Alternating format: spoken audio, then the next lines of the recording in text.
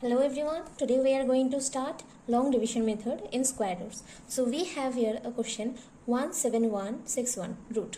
So start dividing by the number. So we wrote it down 17161. Then you have to divide it and pair the numbers from the end of the number. अब हमें ये समझना है कि आप यहाँ पे कौन सा नंबर ऐड कर सकते हो, यहाँ पे लिख सकते हो, यहाँ पे जिसका स्क्वायर होके यहाँ पे इससे कम या फिर इसके बराबर आ सके। तो हमें पता है कि 1 का स्क्वायर 1 होता है, तो हम यहाँ पे 1 लिखेंगे, यहाँ पे भी 1 लिखेंगे, ओके। और इसका स्क्वायर 1 होता है, तो हम यहाँ पे भी 1 लिखेंगे। फिर हम नीचे आ जाएंगे, इसको खींच देंगे और इसका तो जो माइनस करके जो आएगा वो तो 0 आएगा। फिर हमें पेयर में उतारना है, तो हम इन दोनों को उतारेंगे, तो 7 and 1। अब ये जो 1 आपने यहाँ पे लिया था, इसको हम यहाँ पे वापस से लिख देंगे और इन दोनों को प्लस कर देंगे, ओके। अब इन दोनों को प्लस करके यहाँ पे आएगा 2 और यहाँ पे हम और एक खींच देंगे लाइन। अब दो हमें देखना है कि 2 इस 71 के अंदर कितनी बार जाता है, तो हम यहाँ पे लिखेंगे कि 2 के टेबल्स आपको याद करने होंगे। हम इसको नहीं लिखें, बस 7 को देखो आप लोग।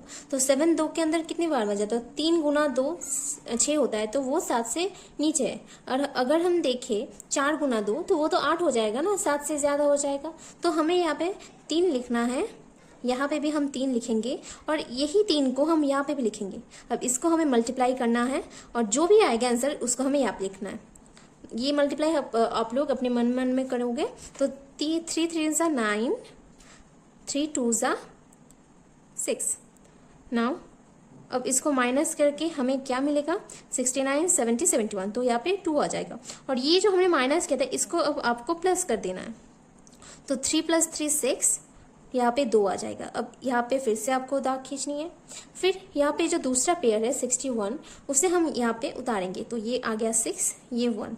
तो आप देखो अब 61 यहाँ पे एक ही बार ना जाता है, इसको आप अगर छोड़ दो तो ये जो पहला वाला 2 है ये 61 में एक ही बार ना जाएगा, तो हम यहाँ पे भी 1 लिखेंगे, यहाँ पे भी हमें 1 लिखना है और 1 यहाँ पे लिख के हमें इसको मल्टीप्लाई कर देना है। तो 1 1 जा 1, 6 1 जा 6, 2 1 जा 2। अब आंसर जब 0 आ गया तो इस नंबर का जो स्क्वायर रूट है इसका, अगर जब भी आंसर 0 आता है तो हमें जो यहाँ पे मिलता है यही होता है हमारा आंसर। तो हम यहाँ पे लिख सकते हैं √3 1। We got here 64009। तब इसको भी हम सेम मेथड से हम करेंगे, इसको भी 64009। इसको डिवाइड करने पे हम पहले क्या करेंगे, पहला स्टेप है स्टेप 1।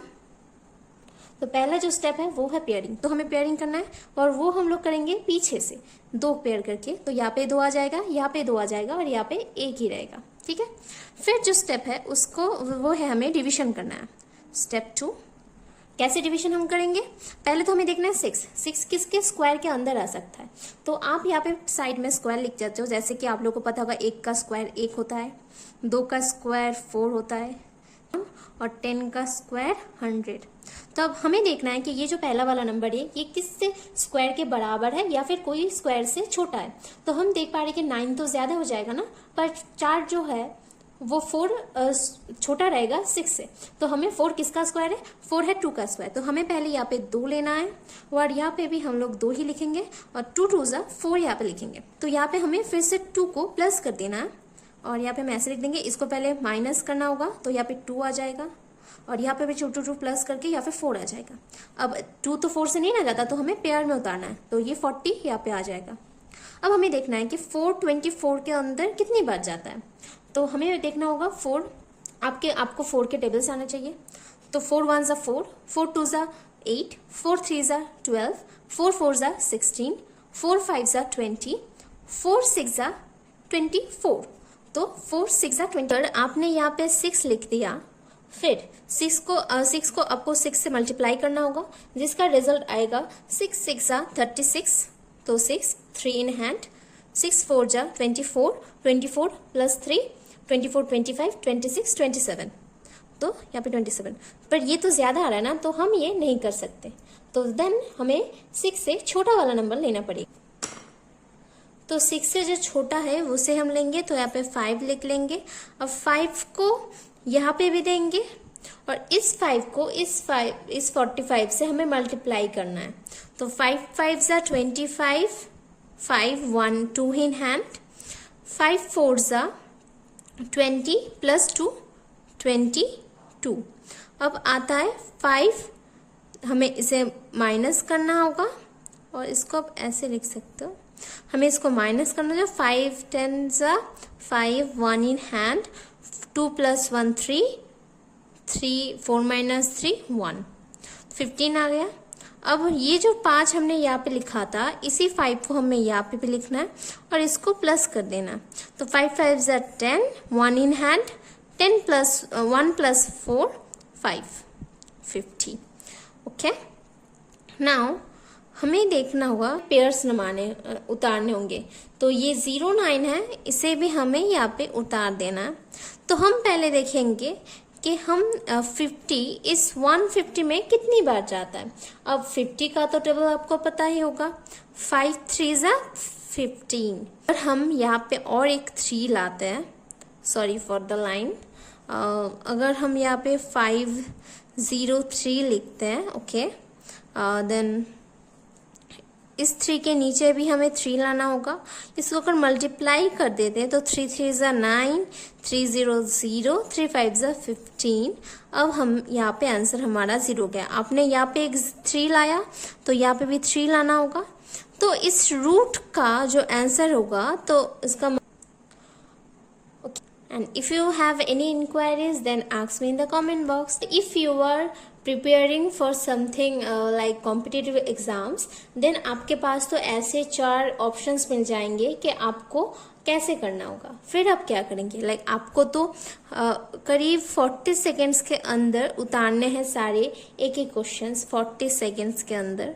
तो तब तो आप अगर इतना बड़ा लॉन्ग डिविजन मेथड करोगे तो बहुत टाइम लग जाएगा।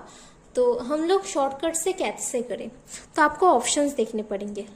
अब देखो पीछे तो 9 है ना, इसके पीछे तो जो भी आंसर आपका आएगा, इसके यहाँ पे जो भी आएगा उसकी डिजिट के जितने भी डिजिट हो वो मुझे नहीं पते, पर उसके जो भी डिजिट होंगे उसका जो एंडिंग वाला होगा नंबर वो तो इससे स्क्वायर बन के ही आएगा ना। किसी का मतलब कोई आप लेंगे कोई 2 नंबर, उसका स्क्वायर कर बन के आएगा।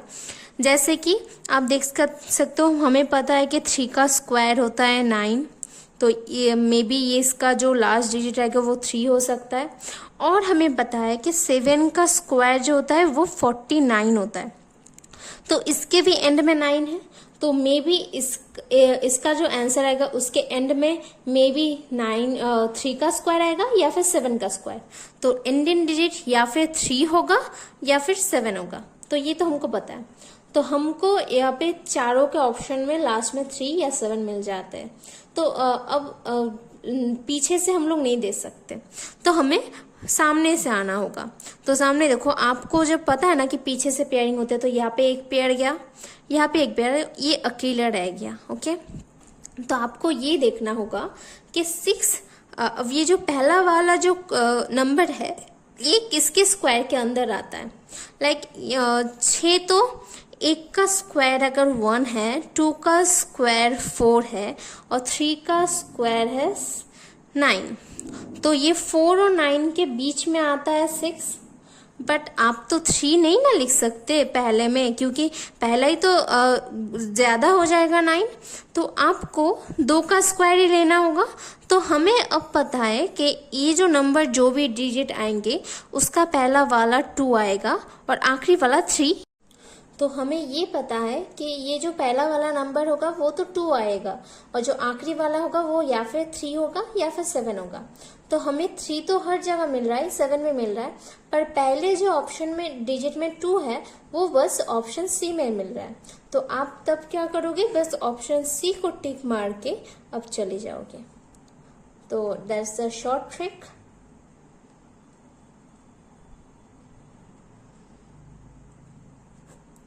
If you want more of like this tricks, then subscribe to my channel.